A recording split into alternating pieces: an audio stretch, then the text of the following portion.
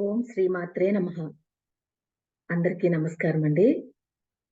మనము నిన్నటి రోజున శ్రీ లలితాదేవి బండాసురుల యుద్ధం గురించి చదువుకుంటూ ఉన్నాము. అయితే పరిపూర్ణమైన భయంకరమైన లక్షణం కలిగిన 1000 సింహాలు సారథులుగా ఉన్న రథాన్ని బండాసురుడు కలిగి ఉన్నాడు. ఇతని దగ్గర తపస్సు చేసి సాధించుకున్న ఒక ప్రత్యేకమైన ఖడ్గం ఉంది. ఈ ఖడ్గం పేరు యాతన. అది ఒక అర్ధచంద్రాకారంలా ఉంది. ప్రకాశమానంగా ఉన్న ఆ ఖడ్గాన్ని అటు ఇటు తిప్పుతూ వస్తున్నాడు. ఈ భయంకరమైన రాక్షస సేనలన్నీ రకరకాల దుందుబీనాదాలు, జయబేరులు మోగిస్తూ వస్తూ ఉండగా మొత్తం సముద్రాలన్నీ అల్లకల్లోలం అవుతున్నాయి. అలా రాక్షస సేనలతో కదులుతున్న వీళ్ల ముందు ఉల్కలు పడుతున్నాయి. ఉల్కలు పడడం అపశకునానికి సూచకంగా చెప్తారు. ఇలా వీరందరూ బయలుదేరి వస్తూ ఉండగా ఇటు అమ్మవారి రథం ఇప్పుడు కదిలింది. ఇక కదులుతున్నది శ్రీ చక్ర రథం. నిశ్చిత్య లలితాదేవి స్వయం యోద్ధుం ప్రచక్రమే బండ దైచేన దుష్టేన స్వయముద్యోగమాస్థిత. లలిత మహాత్రిపుర సుందరి పరాభట్టారిక బండుడితో తానే స్వయంగా యుద్ధం చేయడానికి వెడుతోంది. అమ్మవారి రథానికి వెనక ఉన్న చక్రాలు చెప్తున్నారు. అమ్మవారి రథానికి ఉన్న చక్రాలు చెప్తున్నారు. చతుర్వేద మహాచక్ర పురుషార్థ మహాహయ ఆనంద ధ్వజ సంయుక్త నవభిః పర్వభిర్యుత. అమ్మవారి రథానికి 4 వేదాలే చక్రాలు. ధర్మ, అర్థ, కామ, మోక్షాలే ఆ రథానికి గుర్రాలు. ప్రధానంగా ఒక జెండా అమ్మవారి రథంపై చక్కగా రెపరెపలాడుతోంది. దాని పేరు ఆనంద ధ్వజం.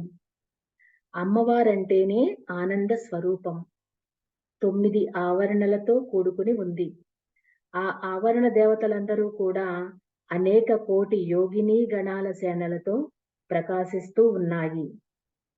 10 యోజనాల ఎత్తులో 4 యోజనాల విస్తారమై అలా కదలడం ప్రారంభించింది తల్లి యొక్క రథం.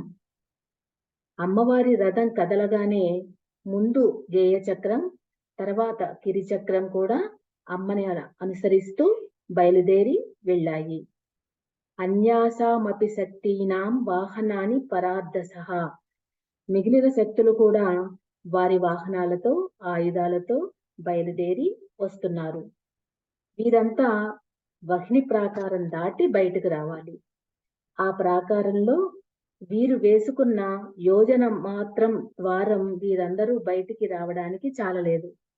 అప్పుడు అమ్మవారు ఒక్కసారిగా జ్వాలామాలినికాదేవిని చూశారు. జ్వాలామాలినికాక్షిప్త వహ్ని ప్రాకార మధ్యగా.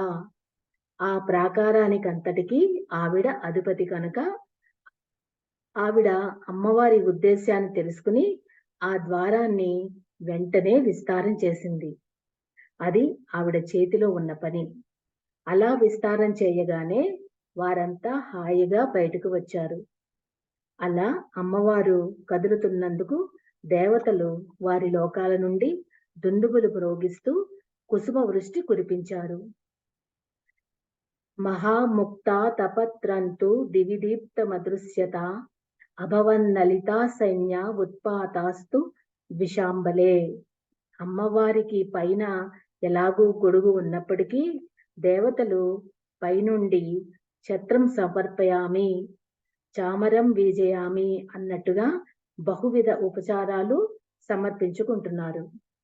అమ్మ సేనలలో కుసుమ వృష్టి ఇత్యాదులైన శుభ సూచకాలు కనిపిస్తున్నాయి. రాక్షస సేనలలో దుర్నిమిత్తాలు, అపశకునాలు గోచరిస్తున్నాయి. శక్తి సేనలకి, అసుర సేనలకి 4 రోజులు భయంకరమైన యుద్ధం జరిగింది. అప్పుడు బండుడి ఎదురుగా తల్లి పరాభట్టారిక తన ఇక్షుకోదండాన్ని సంధించి నిలబడి గోచరిస్తున్నది. వాడు వేస్తున్న బాణాలు అస్త్రాలు, వాటికి అమ్మవారు వేస్తున్న సమాధానాలతో దిక్కులన్నీ అస్త్ర ప్రత్యస్త్రాలతో నిండిపోయాయి. పైగా అమ్మవారు ఆ బాణాలు వేస్తున్న తీరు సొగసుగా ఉంది. హస్తలాఘవ వేగేన ప్రాజ్ఞాయత కించన సంధానే త్వే కదా తస్య దశదా చాప నిర్గమే. ఆవిడ ఆ చేతిని చాలా ఒడుపుగా ప్రయోగిస్తున్నారు. చిత్రంగా అమ్మ ధనుస్సు మీద పెట్టేటప్పుడు ఒక్క బాణమే కనిపిస్తోంది. కానీ ధనుస్సు నుంచి బయలుదేరగానే 10 బాణాలు అవుతున్నాయి. అవి ఆకాశంలోకి చేరగానే 100 అవుతోంది. దైత్య సేనల దగ్గరికి చేరగానే 1000 బాణాలు అవుతున్నాయి. దైత్య సేనల దేహాలకి తగిలేసరికల్లా 1,000,000 సంఖ్య అవుతున్నాయి. ఒక్క బాణాన్ని అమ్మవారు అంత చేస్తోంది. ఇలా రకరకాలుగా వెళ్తూ దానవులందరినీ బాణ వర్షాలతో ముంచి నశింపజేస్తూ ఉండగా బండాసురుడు ఉక్రోషం తట్టుకోలేక అమ్మవారి పైన ప్రత్యేకమైన అస్త్రాలు వేస్తున్నాడు. ఇవి చాలా ముఖ్యమైన అస్త్రాలు. బండా సురేంద్ర నిర్ముక్త శస్త్ర ప్రత్యస్త్ర వర్షిణి అనే లలితా సహస్రనామంలో చెప్పబడిన అనేక శస్త్ర ప్రత్యస్త్రాలు ఇక్కడ వివరింపబడతాయి. వాడు ఒక అస్త్రం వేస్తే అమ్మవారు ఒక ప్రత్యస్త్రం వేస్తున్నారు.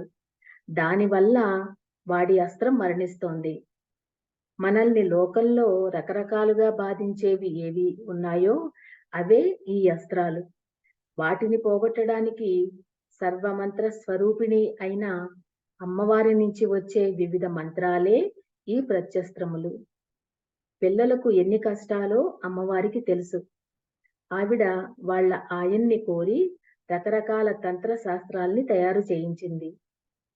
ఎప్పుడూ ఈ భౌతిక ప్రయోజనాలేనా, మోక్షాన్ని భౌతిక ఫలాన్ని రెండిటినీ ఇచ్చే ఒక శాస్త్రం చెయ్యకూడదా అని శివుని బాగా కోరితే సరేనని శివుడు ఒక తంత్రం తయారు చేశాడు. ఆ తంత్రమే శ్రీ విద్యా తంత్రం. అలా ఆ తల్లి చేసిన నిర్బంధానికి శివుడు మనకిచ్చిన మహాప్రసాదం శ్రీ విద్య. స్వతంత్రం తే తంత్రం క్షితితల మవాతీత రదిదం అన్నారు సౌందర్యలహరిలో శంకరాచార్యుల వారు. కనుక శ్రీ విద్యలో అన్నిటికీ మందులు ఉన్నాయి. అది బ్రహ్మ విద్య మాత్రమే కాకుండా లోకానికి పనికి వచ్చే విద్య. అమ్మవారి దగ్గరికి వెళ్ళి ఆరోగ్యాన్ని ఇమ్మంటే ఈ భౌతిక దేహం విద్య మోక్షం ఒక్కటే కోరుకో అని చెప్పదు. నాయనా ఆరోగ్యం కావాలా అని చక్కని ఆరోగ్యాన్ని ఇస్తూనే మోక్షానికి కావలసిన జ్ఞానం కూడా ఇవ్వగలదు. అది శ్రీ విద్యకున్న ప్రత్యేకత. అది ఆ తల్లి దయ. భుక్తి ముక్తి కరీ విద్య. అవిద్య వల్లనే అన్ని బాధలు వస్తాయి. అది ఇప్పటి పాపం కావచ్చు, గత జన్మల పాపం కావచ్చు. ఆ అవిద్యా రూపమైన బండాసురుడి వల్లే యాతన అనే భయంకరమైన రథంపై నుండి ఖడ్గ ప్రహారాలు తగులుతూ ఉంటాయి. అవి ఇన్ని రకాలుగా వస్తూ ఉంటే అమ్మ వాటన్నిటికీ సమాధానం చెప్తోంది. ఇప్పుడు ఇక్కడ అసురుడి నుండి రాబోయేవన్నీ మనలో ఉన్న దివ్య శక్తులను దెబ్బతీసేవే. వాటి నుంచి కాపాడడానికి లలితాదేవి ముందుకు వచ్చింది. కనుక ఇక్కడ వాడు వేసే అస్త్రాన్ని గుర్తుపెట్టుకుని అమ్మ వేసే ప్రత్యస్త్రాన్ని కూడా తలుచుకుంటూ ఉండాలి. అలా చేస్తే ఆ మంత్రదేవత అనుగ్రహం వెంటనే పొందగలరు. అందుకు కావలసింది శ్రద్ధ. అందతా మిశ్రకం నామ మహాస్త్రం ప్రముమోచ సహా మహాతరణి బాణేన తన్నునోద మహేశ్వరి. వాడు అందతా మిశ్రకం అనే బాణాన్ని వేశాడు. ఇది చీకటి బాణం. చీకటి అంటే వేదాంత పరంగా అజ్ఞానం. మొత్తం చీకటి ఉంటే మనం ముందుకు వెళ్ళలేము. వెంటనే అమ్మవారు మహాతరణి అనే బాణం వేశారు. తరణి అనగా సూర్య భగవానుడు. మహాతరణి అంటే సూర్య మంత్రం ఇక్కడ చెప్పబడుతున్నది. శ్రీ విద్యలోనే సూర్య మంత్రం ఒక భాగం. ఆదిత్య ఉపాసన అని ఇక్కడ చెప్తున్నారు. శంకరుల వారు శ్రీ విద్యనే ఎందుకు ఉద్ధరించారంటే ఒక్క శ్రీ విద్యలోనే సర్వదేవతలను ఆరాధించడం ఉంది. ఇతర ఆరాధనలలో కొన్ని అవైదిక ధోరణులు ఉన్నాయి. కొన్ని శైవాలలో విష్ణువుని స్మరించరు, కొన్ని వైష్ణవాలలో శివుని స్మరించరు. కానీ శ్రీ విద్యలో శివునికి, విష్ణువుకి అందరికీ మంత్రాలు ఉన్నాయి. దేవత అంటే మంత్రాది దేవత కనుక అమ్మ సర్వమంత్రాత్మిక, సర్వయంత్రాత్మిక, సర్వదేవాత్మిక లలిత మహాత్రిపుర సుందరి.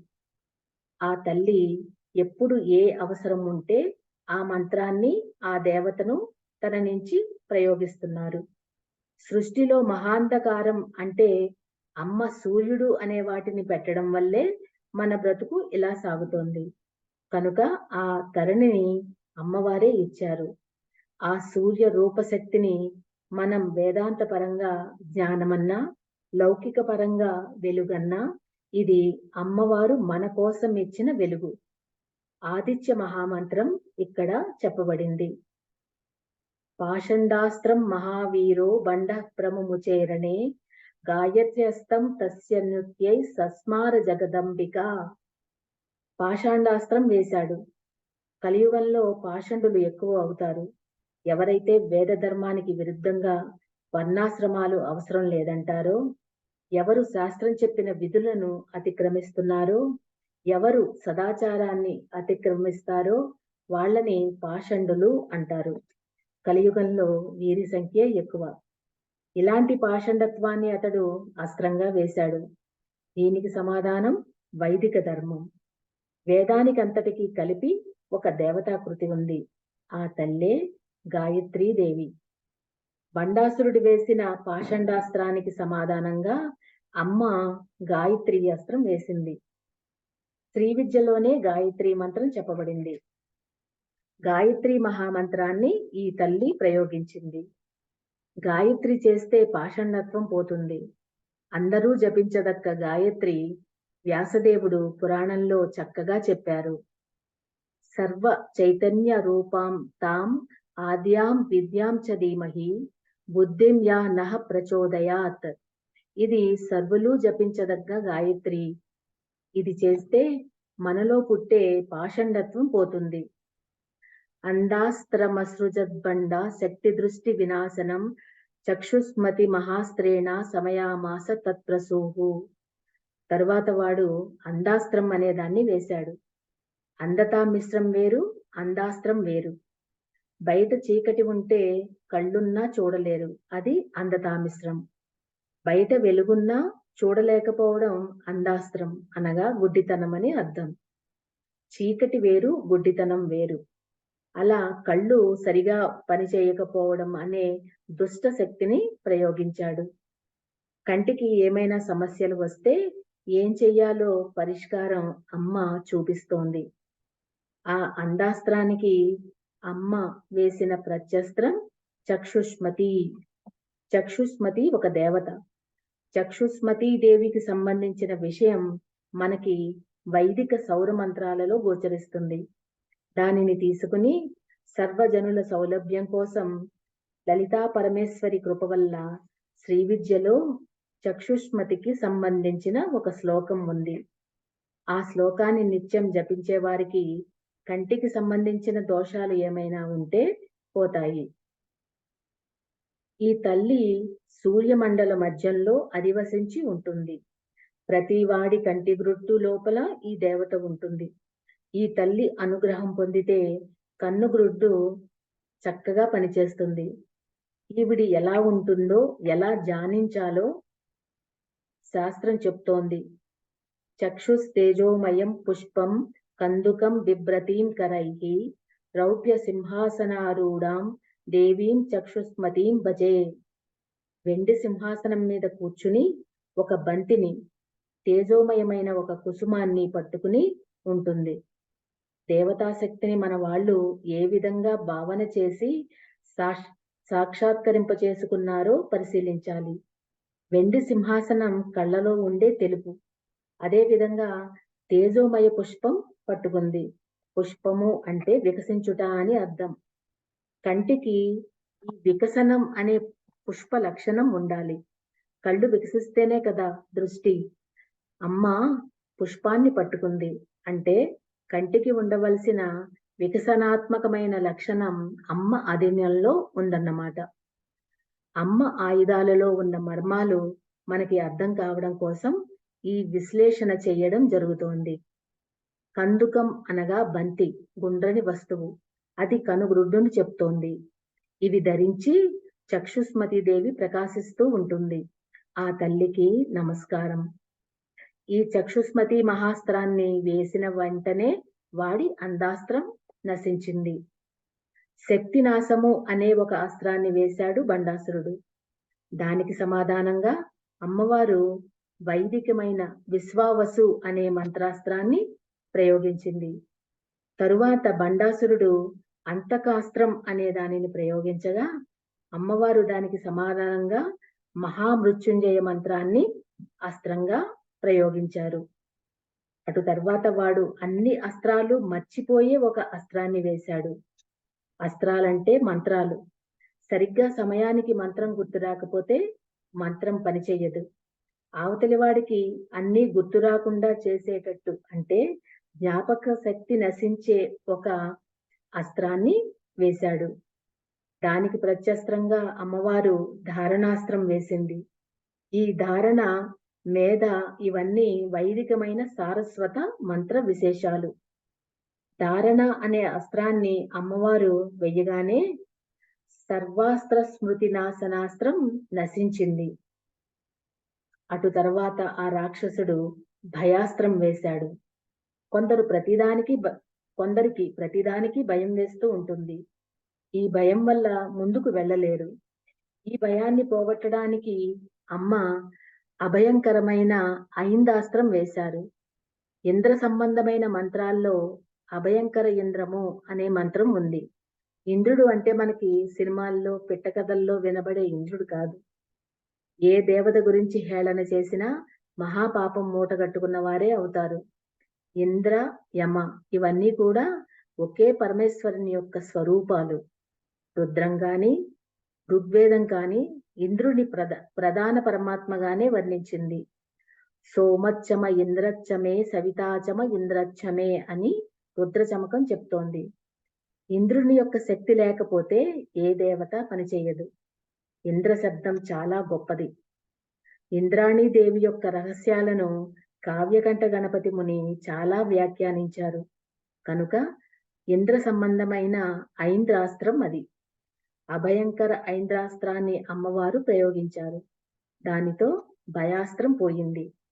అటు తర్వాత వాడు మహారోగాస్త్రం అనే దానిని వేశాడు. దీనికి అమ్మవారు వేసిన ప్రత్యస్త్రం ముఖ్యమైనది. ఈ రోగాస్త్రం వెయ్యగానే దానిలోంచి అనేక రకాలైన రోగాలు వచ్చాయి బయటకు. అవి ఏంటంటే అన్ని రకాల రోగాలు వాడు ప్రయోగించిన అస్త్రంలో ఉన్నాయి. వాడు ఆ అస్త్రాన్ని వేయగానే అమ్మవారు నామత్రయ మహామంత్ర మహాస్త్రాన్ని వేసింది. ఈ మహామంత్రం అందరూ చక్కగా చేసుకోవచ్చు. అది అచ్యుత చాప్యనంతచ్చ గోవింద స్తచ్చరోత్తితాః ఓంకార మాత్ర నిర్దగ్ధ రోగాస్తా మనమన్మద నత్వాచతాం మహేశానీం తద్భక్త వ్యాధిమర్దనం. అచ్యుత, అనంత, గోవింద అనే ఈ 3 నామాలతో కూడిన మహామంత్రాన్ని అమ్మవారు వేశారు. వేసిన వెంటనే అమ్మవారి అస్త్రంలోంచి ఈ 3 దేవతలు వచ్చి ఆ రోగ రూప దేవతల్ని చూసి ఓంకారం చేసిన వెంటనే ఆ రోగాలన్నీ కూడా వెంటనే బూడిదైపోయాయి. అమ్మవారు మన కోసం ఇచ్చిన మహారోగ నివారణ అస్త్రం అచ్యుత, అనంత, గోవింద అనే నామాలు. ఈ నామాలకు ఏ బీజాక్షరాలు లేవు. అవన్నీ ఉంటేనే నియమం. అచ్యుత, అనంత, గోవింద వీటి క్రమం మారకూడదు. ఇదే వరుసలో చెప్పాలి. దీనిని నిరంతరం అనుకోవాలి. రోగంలో ఉన్నవాడు శుచిగా జపం చెయ్యలేడు. వాడు ఎక్కడున్నా ఎలా ఉన్నా ఎప్పుడైనా జపించుకోదగ్గ మంత్రం అచ్యుత, అనంత, గోవింద. మన వాళ్ళు ఈ రోజుల్లో రోగాలు పోవడానికి ఎవరో పరాయి వాళ్ళ ప్రార్థనలు చేస్తారని చెప్పి ఈ మతంలోంచి మారిపోతున్నారు. మనకి స్వస్థత ఇత్యాదులన్నీ మన మతంలోనే దొరుకుతున్నాయి. ఎంతో చక్కటి రోగ నివారణాస్త్రం అమ్మవారు మనకి ఇచ్చారు. ఈ నామాస్త్రాన్ని ఎప్పుడైనా ఎవరికైనా అనారోగ్యం కలిగినా లేదా ఎవరైనా అనారోగ్య పీడితులు కనిపించినా చేతిని అచ్యుత, గోవింద సారీ అచ్యుత, అనంత, గోవింద నామాలతో రాపిడి చేసి ఆ చేతిని ఆ వ్యాధితో బాధపడుతున్న చోట ఉంచి ఒక 10 నిమిషాలు ఏకాగ్రంగా ఈ నామాస్త్రాన్ని చేయగలిగితే వెంటనే నివారణ జరుగుతుంది. ఇది ఇంకొకసారి చదువుతున్నానండి. ఈ నామాస్త్రాన్ని ఎప్పుడైనా ఎవరికైనా అనారోగ్యం కలిగినా లేదా ఎవరైనా అనారోగ్య పీడితులు కనిపించినా చేతిని అచ్యుత, అనంత, గోవింద నామాలతో రాపిడి చేసి ఆ చేతిని ఆ వ్యాధితో బాధపడుతున్న చోట ఉంచి ఒక 10 నిమిషాలు ఏకాగ్రంగా ఈ నామాస్త్రాన్ని చేయగలిగితే వెంటనే నివారణ జరుగుతుంది. ఇది అనేక మంది అనేక చోట్ల చేసిన విషయమే. ఈ నామాలు చేస్తుంటే తప్పకుండా మందు దొరుకుతుంది. అయితే ఈ నామాలు చేస్తుంటే సరిపోతుందా? వైద్యుడు అవసరం లేదా? అంటే సరైన వైద్యుడు, ఔషధం దొరుకుతాయి. ఇంత సైన్స్ అభివృద్ధి చెందాక ఇంకా దేవుడేంటి అనుకుంటే అంత అభివృద్ధి అయ్యింది కనుకనే దేవుడు కావాలి. ఏం అభివృద్ధి అయ్యిందో మనకు తెలుసు. ఎందుకంటే వైద్యం వ్యాపారమై ప్రాణాలతో ఆడుకోవడం అలవాటైన ఈ రోజుల్లో మనకి అమ్మవారే దిక్కు. మనకి పూర్వయుగాలలో కంటే ఈ యుగంలోనే దేవుడి అవసరం ఇంకా పెరిగింది. అచ్యుత, అనంత, గోవింద నామాలు నిరంతరం జపించాలి. పరిశీలించగలిగితే అమ్మవారి యుద్ధం ఎంత గొప్పగా ఉందో అర్థమవుతుంది. అది లలితాదేవి యొక్క గొప్పతనం.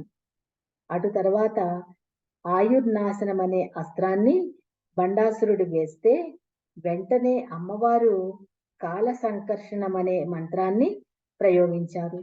ఇది రుద్ర మంత్రమే, రుద్ర స్మరణ.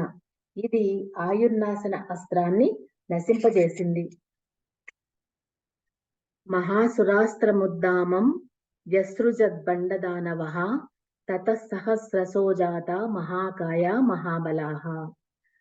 తరువాత వాడు మహాసురాస్త్రాన్ని వేశాడు. మహారాక్షస అస్త్రం అంటే ఇంతకు ముందు యుద్ధాలలో మరణించిన అసురాంశలను ఈ అస్త్రంతో తీసుకొచ్చాడు. వారంతా వీడిలాంటి రాక్షస లక్షణం కలవారు. వాడిలాంటి లక్షణం ఉన్న ఎందరో కాలగర్భంలోకి వెళ్ళిపోయారు. కానీ ఒక నీచుడు పుడితే వాడు వాళ్ళందరినీ కూడా తెచ్చుకురాగలడు. రావణాసురుడు లాంటి వాళ్ళు, కుంభకర్ణుడు లాంటి వాళ్ళు ఇప్పటికీ కనిపిస్తూనే ఉంటారు. వారు ఈ లక్షణాలను తీసుకురాగలరు. బండాసురుడు లాంటి రాక్షసుడు ఇంకొకడు ఉండడు. వాడు ఈ మహాసురాస్త్రంలో అందర్నీ పెట్టి బయటకు వదిలాడు. వాళ్ళెవరంటే మధుకైటబులు, మహిషాసురుడు, ధూమ్రలోచనుడు, చండముండులు, చామరుడు, రక్తబీజుడు, శుంభనిశుంభులు, కాలకేయుడు ఇత్యాదులందరూ గుంపులు గుంపులు కట్టుకుని వస్తున్నారు. వీరందర్నీ చూసి శక్తిసేనలన్నీ భయపడి అమ్మా రక్షించమ్మా, దైత్యులు కట్టలు కట్టుకుని వస్తున్నారమ్మా అన్నారు. అప్పుడు అమ్మవారికి మహా కోపం వచ్చింది. అమ్మవారికి కోపం వచ్చి అట్టహాసం చేసింది. అట్టహాసం అంటే పగలబడి నవ్వడం. రోషంతో కూడిన అట్టహాసంలోంచి ఒక శక్తి వచ్చింది. ఈవిడ సర్వదైత్యనాశక శక్తి అయిన దుర్గాదేవి. ఇక్కడ చెప్పడం లలిత వేరు, దుర్గ వేరు అని కాదు. లలితాంబ అందరు అమ్మల కలయిక. లలితోపాఖ్యానంలోనిదే దుర్గా మంత్రం. చండీ సప్తసతి అంతా ఇక్కడ విశేషంగా చెప్పారు. దుర్గాదేవే మధుకైటబుల్ని సంహరించిన మహాకాళి, మహిషాసురుని సంహరించిన మహాలక్ష్మి, శుంభ నిశుంభాదుల్ని సంహరించిన మహాసరస్వతి. ఈ రాక్షసులందరూ ఎప్పుడో మరణించారు. మళ్ళీ ఎలా వచ్చారంటే వారెప్పుడూ పోలేదు, మానవుల్లోనే గూడు కట్టుకు కూర్చున్నారని తెలుసుకోవాలి. మధుకైటబ, మధు అంటే తీపి. ప్రతివాడికి లోపల ఒక తీపి ఉంటుంది. నేను అనే భావనే తీపి. అదే అహం. ఒక తీపిని పెడితే దాని చుట్టూ రకరకాల క్రిములు వస్తాయి. నేను అనే తీపిని పెడితే నాది అనే కీటకాలు చేరతాయి. కీటవద్భాతి కీటకం కీటభస్య భావం కైటభం అని వ్యాఖ్యానం. అహంకారం మతు, మమకారం కైటభం. అహంకార మమకారాలే రాక్షసులు. వీళ్ళ వల్లే అన్ని అరిష్టాలు వస్తున్నాయి. అహంకారాలన్నిటినీ దెబ్బతీసేది కాలం. ఈ కాల ప్రవాహంలో నేను తప్ప ఇంకొకడు లేడు అని చెప్పుకున్న రాజులు పోయారు, రాజ్యాలు పోయాయి. అనంత కాలాన్ని తలుచుకుంటే అన్ని అహంకారాలు పోతాయి. అహంకారం, మమకారం అన్నింటినీ కబలించేది కాలం. కాబట్టే మధుకైటభ సంహారం చేసిన తల్లి పేరు మహాకాళి. ఇక మహిష, అసుర వాళ్ళు మనలోనే ఉన్నారు. మహిష అంటే తెలుగులో దున్నపోతు అని అర్థం. ఏమాత్రం స్పందన లేని బండతనం వాడే. దానికి తోడు అసురత్వం తోడైంది. మహిషాసురుడు అంటే రజోగుణ తమోగుణాలే. ఇలా చండముండ, శుంభ నిశుంభ వీరంతా అంతే. ముందు చెప్పుకున్నట్లుగా నిరహంకారము పాపమే, దురహంకారము పాపమే. అదే చండముండ. వీళ్ళిద్దరూ అటువంటి వారే. శుంభ నిశుంభులు తమోగుణ, రజోగుణాలు రెండూ ఎక్కువే వీళ్ళకి. వీటిని పగలగొట్టాల్సిందే. అందుకోసం జ్ఞానస్వరూపిణి మహాసరస్వతి రావాల్సి వచ్చింది. ఇవన్నీ కలిపితే దుర్గాదేవి. ఆ దుర్గా మంత్రాన్ని ఇక్కడ చెప్తున్నారు. సమరాంగణంలో దుర్గాదేవినే చెప్పారు. భోగే భవానీ రూపా సా దుర్గా రూపా సంగరే కోపేచ కాళికావేశ పుం రూపేచ మదాత్మిక. సంగరేషు దుర్గా. అమ్మవారి పరాక్రమ స్వరూపం దుర్గా. ఈ యుద్ధంలో వచ్చిన దుర్గా సర్వదేవతల తేజస్సుతో తయారైంది. అంటే దేవతలంతా తయారు చేసిందని అర్థం కాదు. బండాసురుని సంహారం కోసం దేవతలంతా తమని తాము అర్పించుకుంటే అమ్మవారు ఎలా వచ్చారో అలాగే ఈ రాక్షసుల సంహారం కోసం కూడా దుర్గా వచ్చింది. చండీ సప్తశతిలో ఈ రహస్యాలు ఉన్నాయి. మహిషాసురుడు తీవ్రంగా పరాక్రమిస్తుండగా దేవతలందరూ శివుని వద్దకు, విష్ణువు వద్దకు వెళ్లారు. అప్పుడు శివునికి దైత్యుల మీద మహాకోపం వచ్చింది. కోపం రాగానే ఆయనలోని తేజం బయటకు వచ్చింది. కోపం ఉంటేనేగా శక్తి బయటకు వస్తుంది. విష్ణువుకి కూడా దైత్యుల మీద కోపం వచ్చింది. ఆయనలోంచి కూడా ఒక తేజస్సు వచ్చింది. అది చూసి బ్రహ్మగారికి కూడా కోపం వచ్చింది. ఈ ముగ్గురి కోపం ఒక దగ్గరకు రాగానే సమస్త దేవతలు వారి వారి తేజస్సులను బయటకు తెచ్చారు. ఇన్ని తేజస్సులు కలుపుకుని అమ్మవారు వచ్చారు. కామాక్షి క్రోధ సంభవ అనే లక్ష్మీ సహస్రనామానికి ఇదే అర్థం. చడి కోపే అని ధాతువు నుండి చండీ అనే నామం కలిగింది. చండీ క్రోధ సంభవ రెండు ఒక్కటే. ఒక ప్రచండమైన పరాశక్తి ఉద్భవించింది. ఈ పరాశక్తి సర్వదేవతల తేజస్సులోంచి వచ్చింది కనుక సర్వదేవాత్మిక. సర్వదేవతలు కలిసి అమ్మవారికి రూపం ఇచ్చారనుకోవడం పొరపాటు. అమ్మవారు ఇచ్చిన తేజస్సే వీరందరి యందు విడివిడిగా ఉంది. దేవతలు ఆ విషయాన్ని తెలుసుకుని అమ్మా మా అందరి యందు ఉన్నది నువ్వేనని ఆ శక్తిని ఒక సమూహ శక్తిగా తీసుకొచ్చారు. దీనిలోంచి అమ్మవారు ఆవిర్భవించారు. అదే విధంగా చండీ సప్తశతిలో శుంభ నిశుంభులు విజృంభించినప్పుడు దేవతలందరూ వెళ్లి హిమవత్ పర్వతంలో ప్రార్థన చేశారు. యాదేవి సర్వభూతేషు శక్తి రూపేణ సంస్థిత నమస్తస్యై నమస్తస్యై నమస్తస్యై నమో నమః. నమో దేవ్యై మహాదేవ్యై శివాయై సతతం నమః. నమః ప్రకృత్యై భద్రాయై నియతాః ప్రణతాః స్మతాం. ఇలా ప్రార్థన చెయ్యగానే గౌరీదేవి వచ్చి వారికి అభయం ఇచ్చింది. అప్పుడు గౌరీదేవి దేహం నుంచి ఉద్భవించిన కౌశికి అనే తల్లి దేవతలందరికీ అభయం ఇచ్చి ఆవిడ ఒక్కరే యుద్ధానికి వెళ్ళింది. కానీ ఆమె యుద్ధం చేస్తుంటే ఆమె నుంచి సప్తమాతృకలు అనేక రకాలైన శక్తులు ఉద్భవించి శుంభ నిశుంభులతో యుద్ధం చేశారు. చివరికి నిశుంభుడు చంపబడి శుంభుడు ఒక్కడు మిగిలాడు. శుంభుడు అమ్మవారితో, ఇదేమైనా గొప్ప, అనేక మంది ఆడవారిని తీసుకువచ్చి యుద్ధం చేస్తున్నావంటే, పిచ్చివాడా, నీది అనేకం, నాది అనేకం కాదురా అంది అమ్మ. నీ రాక్షసులు గుంపులు గుంపులుగా వచ్చారు కనుక నా నుంచి అనేక శక్తులు వచ్చాయి, కానీ నేను ఏకనే, కావాలంటే చూడు అనగానే విడిగా అమ్మ నుంచి వచ్చి యుద్ధం చేస్తున్న దేవతలందరూ తిరిగి అమ్మలోకి వెళ్ళిపోయి అమ్మ ఒక్కరే కనపడి వాణ్ణి సంహరించింది. ఇక్కడ విడివిడిగా అమ్మ నుంచి దేవతలు వచ్చారు, అక్కడ దేవతల నుంచి అమ్మ వచ్చింది. రెండిటి అర్థం ఒక్కటే. అమ్మ ఎప్పుడొచ్చినా సర్వదేవాత్మిక అని తెలుసుకోవాలి.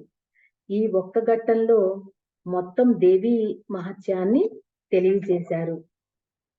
దుర్గాంబ అంటే అంత చరిత్ర ఉంది. అందుకే సమస్త దేవ తేజోభిర్నిర్మిత విశ్వరూపిణి అని చెప్పారు అమ్మవారిని. దుర్లభ, దుర్గమా, దుర్గా, దుఃఖహంత్రి, సుఖప్రద, దుష్ట దూర, దురాచార, సమనీ దోషవర్జిత అని ప్రార్థిస్తారు. ఆ తల్లి 18 చేతులతో ప్రకాశిస్తూ ఆ చేతుల్లో రకరకాలైన ఆయుధాలు ధరించి ప్రకాశిస్తున్నది.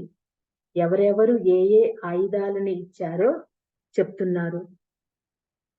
అమ్మవారికి శూలం ఇచ్చాడు ఈశ్వరుడు. శివుని యొక్క శక్తి ఆవిడిలో ఉందని దాని అర్థం.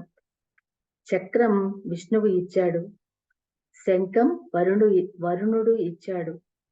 శక్తి అనే ఆయుధాన్ని అగ్నిదేవుడు ఇచ్చాడు. ధనుస్సు, బాణాలు వాయుదేవుడు ఇచ్చాడు. ఇంద్రుడు వజ్రము, ఘంట, ఐరావతము ఇచ్చాడు. యముడు దండాన్ని, పాశాన్ని ఇచ్చాడు. బ్రహ్మదేవుడు ఒక చషకాన్ని ఇచ్చాడు. ఇలా అమ్మవారికి ఒక్కొక్కరు ఒక్కొక్కటి సమర్పించారు. ఈ వివరణ అంతా చండీ సప్తసతి అనగా దేవీ మహత్యంలో చెప్పారు. ఇక్కడ అమ్మవారి చేతుల్లో దేవతలిచ్చిన ఆయుధాలంటే అర్థం మళ్ళీ అమ్మవారు సర్వదేవాత్మిక అని చెప్పడమే ఇందులోని ఆంతర్యం. అమ్మకు నమస్కరిస్తే అందరు దేవతలకు నమస్కరించినట్లే. జగదంబ ఏ రూపం ధరించినా సర్వదేవాత్మిక. అందుకు అలా తయారై సింహవాహన మారుహ్య యుద్ధం నారాయణీ వ్యదాత్ తయాతే మహిషాప్రత్యా దానవ వినిపాతితాహ.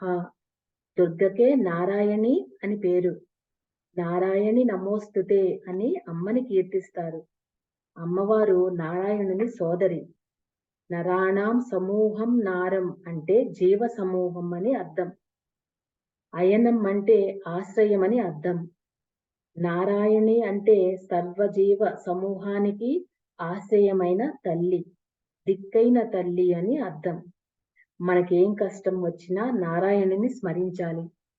ఆవిడ అనుగ్రహించడానికి సిద్ధంగా ఉంది. అమ్మవారికి శ్రీ అని పేరు. శ్రీ అంటే ఆశ్రయ శక్తి అని అర్థం.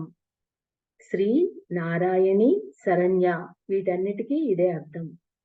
ఈ తల్లి ముగురమ్మల మూల కుటమ్మ కనుక శరణ్యే త్ర్యంబకే గౌరీ నారాయణి నమోస్తుతే అని ఆ తల్లిని కీర్తిస్తున్నారు. ఈ దుర్గాదేవిని స్మరించడానికి మహామంత్రం సర్వమంగళ మాంగళ్యే శివే సర్వార్థ సాధికే శరణ్యే త్ర్యంబకే గౌరీ నారాయణి నమోస్తుతే. దుర్గకు సంబంధించి ఎన్నో మంత్రాలు ఉన్నప్పటికీ దీన్ని ప్రధానంగా తీసుకోవచ్చు. అటువంటి ఈ దుర్గాస్త్రం ఎప్పుడైతే విజృంభించిందో వెంటనే ఆ మహాసురాస్త్రం నుంచి వచ్చిన రాక్షసులందరూ సంహరింపబడ్డారు. దుర్గా మంత్రం ద్వారా అసురీ శక్తుల నాశనం జరిగింది. ఈ పని చేసి దుర్గాదేవి వచ్చి లలితాదేవితో ఇప్పుడు ఏం చెయ్యమంటావని అడిగితే, నువ్వు నా లోపలికి రా అనగానే లలితలో దుర్గా లీనమైంది. బండు మూకాస్త్రం ప్రయోగించాడు. ఇది భయంకరమైన అస్త్రం. మూక అంటే మూగతనం. నోరు పనిచేయకపోవడమే మూగతనం కాదు, చెప్పదలుచుకున్నది చెప్పలేకపోవడం కూడా మూగతనమే. బుద్ధిలోకి ఆలోచన కూడా రాకపోవడం కూడా మూకమే. కనుక బుద్ధి వాక్కు స్తంభించడమే మూకతనము. బండాసురుడు వేసిన మూకాస్త్రానికి ప్రత్యస్త్రం మహావాగ్వాదిని అనే మంత్రాన్ని వేసింది. ఇది వాగ్వాదిని మంత్రం. ఈ మంత్రం జపిస్తే స్తబ్దత పోయి వెంటనే జ్ఞానం, వాక్కు వికసిస్తుంది. మూకాస్త్రం కూడా వ్యర్థమయ్యాక బండాసురుడు కొత్త రాక్షసులను సృష్టించడం మొదలు పెడుతున్నాడు. ఇక్కడి నుంచి మరో అస్త్ర శస్త్ర వర్షం జరుగుతోంది. వాడు సోమకుడు అనే రాక్షసుని ప్రయోగించాడు. వెంటనే అమ్మ తన ధనుస్సును పక్కన పెట్టి చేతి వేళ్లతో ఇప్పుడు యుద్ధం చేస్తున్నారు. ముందుగా కుడి చేతి బొటన వేలిని కదిలించగానే ఆ వ్రేలి గోరు నుంచి ఒక శక్తి వచ్చింది. అదే మత్స్యావతారం. ఆది నారాయణుడు మత్స్యాకృతి ధరించి వచ్చి ఆ సోమకాసురుణ్ణి కొట్టివేశాడు. వెంటనే బండు అర్ణవాస్త్రం వేశాడు. అది ఒక సముద్రంలా ఉంటుంది. ఈ అస్త్రం వచ్చి అందరినీ ముంచేస్తోంది. అలా మునిగిపోతుంటే ఉద్ధరించడానికి వెంటనే ఆ తల్లి తన చూపుడు వేలిని కదిలించగానే ఆ వేలి గోళ్లలోంచి ఆది కూర్మస్వామి ఉద్భవించి శక్తిసేనలన్నిటినీ ఉద్ధరించి ఈ అర్ణవం నుంచి బయటపెట్టాడు. వెంటనే బండు హిరణ్యాక్షం అనే అస్త్రాన్ని ప్రయోగించగా అమ్మ మధ్య వ్రేలి గోరులోంచి మహావరాహ స్వామి ఉద్భవించారు. ఈయన వస్తూనే హిరణ్యాక్షుని సంహరించాడు. వాడు హిరణ్యకశ్యపు అస్త్రాన్ని ప్రయోగించాడు.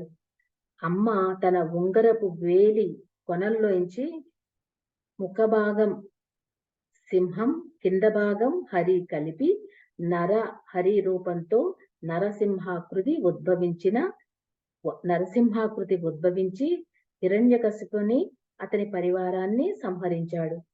అటు తర్వాత బండు బలీంద్రాస్త్రం ప్రయోగించగా అమ్మవారి చిటికిన వ్రేలు నుంచి వందల కొద్దీ వామనులు వచ్చారు. ఆ వచ్చిన వాళ్ళు బలిని, అతని సేనలన్నింటినీ కూడా అణిచివేశారు. అటు తర్వాత బండు హైహ యాస్త్రం అనే దానిని ప్రయోగించాడు. హైహ యాస్త్రం అనగా కార్తవీర్యాస్త్రాన్ని ప్రయోగించాడు. ఇవన్నీ మంత్ర విద్యలే. ఇవి వింటుంటే అనేక ప్రశ్నలు ఉద్భవిస్తూ ఉంటాయి. వీటన్నిటికీ కూడా సమాధానం చెప్పుకోవచ్చు. ఇందులో నుండి అనేక మంది కార్తవీర్యార్జునులు వచ్చారు. అప్పుడు అమ్మవారి ఎడమ చెయ్యి బ్రొటన వ్రేలి గోరు నుంచి పరశురాముడు సింహనాదం చేస్తూ వచ్చి ఆ కార్తవీర్యార్జునులందరినీ సంహరించాడు. ఇంకా క్రోధంతో బండు హూంకరించాడు. ఆ హూంకారంలోంచి రాక్షసుల గుంపు వచ్చింది. ఆ రాక్షసుల గుంపుకు అధ్యక్షుడు 10 తలకాయల వాడైన దశకంఠుడు.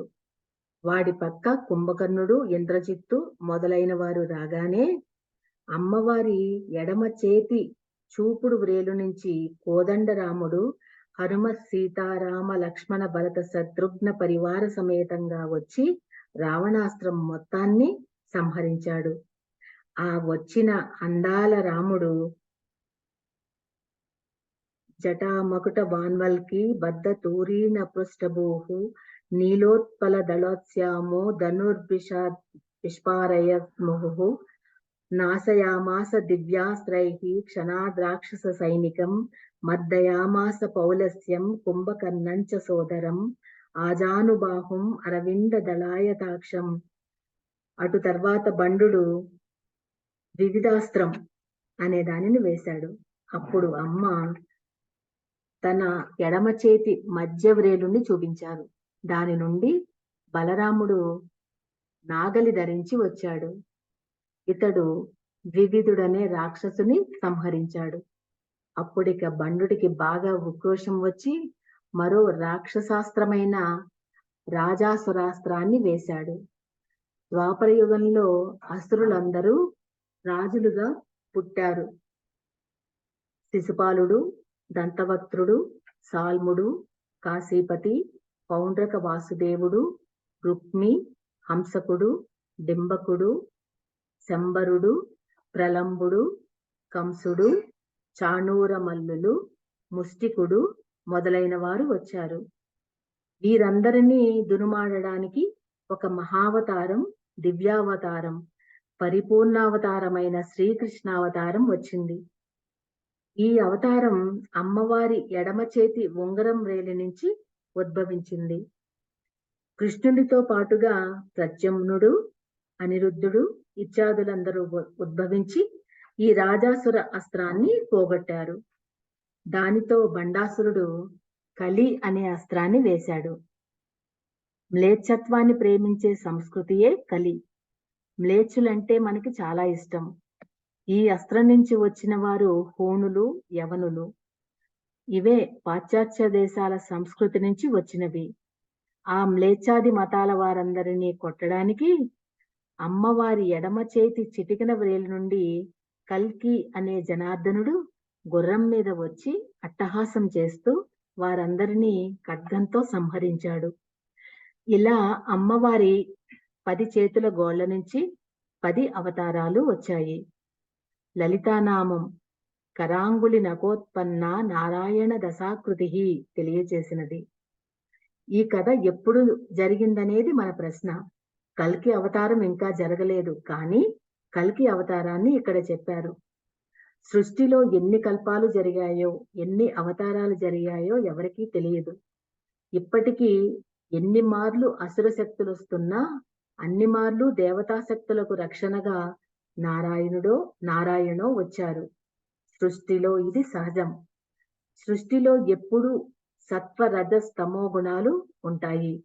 అలా ఉన్నప్పుడు సత్వగుణానికి ప్రాధాన్యం ఉంటూ సత్వగుణం చేత రజోగుణం, తమోగుణం నియమింపబడితే అది క్షేమం. ఆ రజోగుణ తమోగుణాలు సత్వగుణాన్ని నియమిస్తే అది రావణుడు. కుంభకర్ణుడి దగ్గర విభీషణుడిలా అయిపోతుంది. ఎప్పుడైతే ఆ తేడాలు వస్తాయో అప్పుడు పరమాత్మ ఏది పెరిగిందో దానిని కొట్టి ధర్మస్థాపన చేస్తాడు. లోకంలో ఇది సహజం.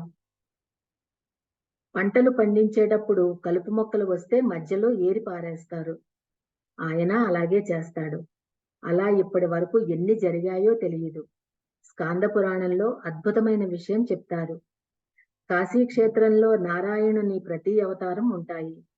అవతారం అయిపోయిన వెంటనే ఆయన ఒక విభూతిని కాశీ క్షేత్రంలో ఉంచి వైకుంఠానికి వెళ్ళిపోతాడు. సర్వలోకాలు, సర్వావతార శక్తులు కాశీ క్షేత్రంలో బీజ రూపంలో ఉంటాయి. అదొక రహస్యం. అలాంటివి ఇప్పటికీ ముదురు కచ్చపొమ్ములు 3 పదులు అన్నారు. 30 కూర్మావతారాలు ఉన్నాయి. 1000 కృష్ణావతారాలు ఉన్నాయి. 21 రామావతారాలు ఉన్నాయి. ఎన్ని కల్పాలలో ఎన్ని జరిగాయో మనకి తెలియదు. అవి వ్రాసుకుందామని ప్రయత్నిస్తే అది మన అజ్ఞానం. కాలం మనకి దొరకదు, అందదు. అయితే ఈ 10 మంది రాక్షసులు మనలో ఉన్నారు. ఈ 10 అవతారాలు మనకి కావాలి. అది ఎలాగంటే, ముందు సోమకాసురుడు. వాడు వేదాలను పట్టుకుని సముద్రంలో దాచేశాడు. మన విజ్ఞానాన్ని అజ్ఞానంలో దాచేసే ప్రవృత్తే సోమకాసురుడు. దాని నుండి బయటపెట్టడానికి మత్స్యావతారాన్ని స్మరించాలి. అటు తర్వాత కూర్మావతారం, కృంగిపోతున్న పర్వతాన్ని ఎత్తాడు. దాని అర్థం ఈ జీవనంలో కృంగిపోతున్న మనస్సుని ధైర్యంగా ఎత్తి నిలపగలిగేది కూర్మావతారం. గతి తప్పినప్పుడు తిరిగి దానిని స్థిరపరిచేవాడు వారాహస్వామి. ఇంకా నరసింహుడు ఎందుకొచ్చాడు? భగవంతుడు అంతటా ఉన్నాడని ప్రహ్లాదుడు చెప్తుంటే ఎక్కడా లేడు అంటాడు హిరణ్యకశిపుడు. ఆయన ఎక్కడా లేడు అనేవాడు మనలోనే ఉన్నాడు. ప్రతి ఆస్తికుడిలో నాస్తికుడున్నాడు. ప్రతి నాస్తికుడిలో ఆస్తికుడున్నాడు.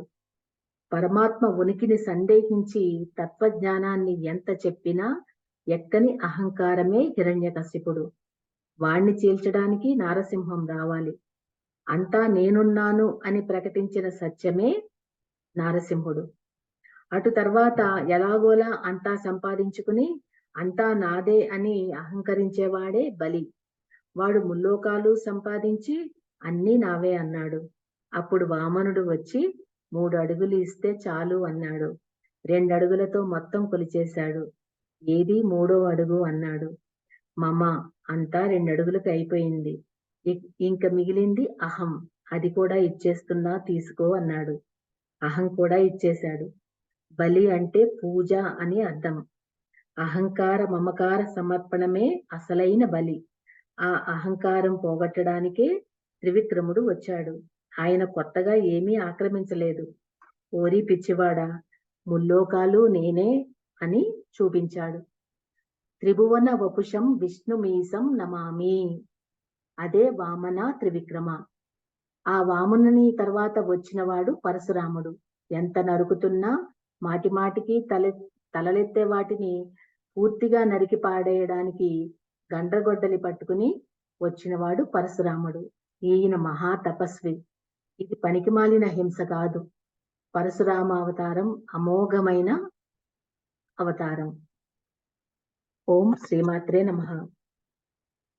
లలితాదేవి బండాసురుడి యుద్ధంలో ఇంకా ఉందండి. అది రేపు చదువుకుందాము. అందరికీ నమస్కారం అండి.